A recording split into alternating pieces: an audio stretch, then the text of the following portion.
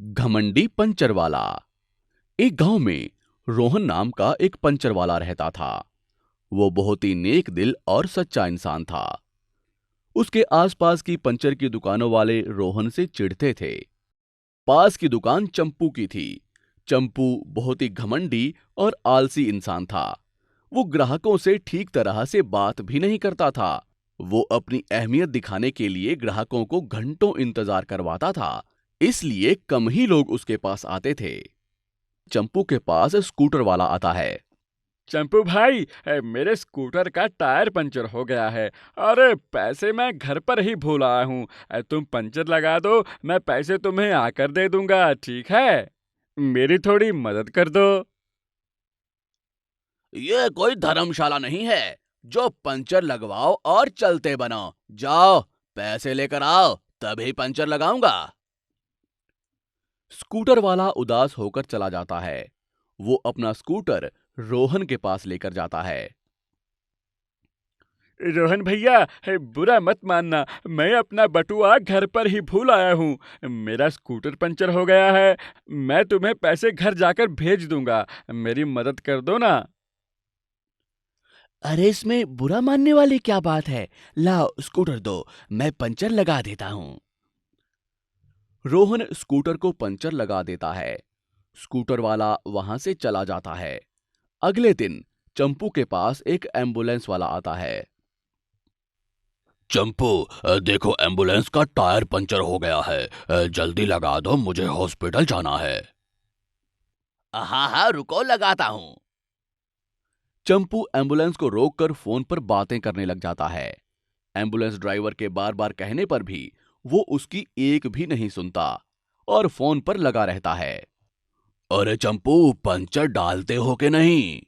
अरे दिखाई नहीं दे रहा क्या, मैं फोन पर जरूरी बात कर रहा हूँ। थोड़ा इंतजार नहीं कर सकते क्या? अगर इंतजार नहीं कर सकते तो जाओ यहां से। एम्बुलेंस ड्राइवर रोहन के पास जाता है। रोहन एम्बुलेंस को पंचर लगा देता है और भेज देता है। ये देख चंपू गुस्से से लाल पीला हो जाता है और अपने आप से कहता है, अरे ये रोहन अपने आप को बहुत ही दानवीर समझता है क्या? ग्राहकों को लाइन में तो लगवाता ही नहीं है। अरे ग्राहकों के खड़े रहने से ही उन्हें हमारी अहमियत मालूम होती है। समझता ही नहीं है, नालायक कहीं का। मैं थोड़ी ना फोन पर बात कर रहा था, मेरा फोन तो स्विच ऑफ है। मैं तो सिर्फ फोन पर बात करने का नाटक कर रहा था ताकि ग्राहक को मेरी अहमियत मालूम हो सके। इतने में चंपू की बीवी भागी भागी चंपू के पास आती है। क्यों जी? कब से आपका फोन स्विच ऑफ आ रहा है? आपकी माँ की तबीयत खराब हो गई है, उन्हें अस्पताल लेकर जाना है। उन्हें अस्पताल ले गए हैं एम्बुलेंस में। जल्दी चलो, हम लोग भी अस्पताल चलते हैं। चंपू और उसकी बीवी अस्पताल जाते हैं। अरे चंपू, तुम यहाँ?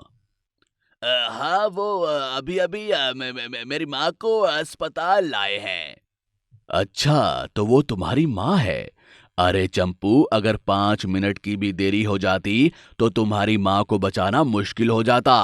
भला हो रोहन का, जिसने सही वक्त पर पंचर लगा दिया और तुम्हारी माँ को यहाँ ला सका। चंपू को अपनी गलती का एहसास हो जाता है और वो रोते हुए कहता है, आपका बहुत बहुत शुक्रिया। मैं बहुत घमंडी हो गया था। मैं अपनी अहमियत दिखाने के चक्कर में लोगों को परेशान कर रहा था। हे भगवान, मुझे माफ कर दो। अब से मैं किसी को भी परेशान नहीं करूंगा। तो दोस्तों, ये कहानी हमें सिखाती है कि अगर हम में काबिलियत है तो लोग हमारी तरफ अपने आप आते हैं। इसके लिए किसी तरह के प्रदर्शन की जरूरत नहीं होती। आपको हमारी ये कहानी कैसी लगी, हमें कमेंट बॉक्स में जरूर बताएं। और यदि आप ऐसी ही और भी कहानियां सुनना चाहते हैं तो हमारे चैनल को सब्सक्राइब करना ना भूलें। शुक्रिया।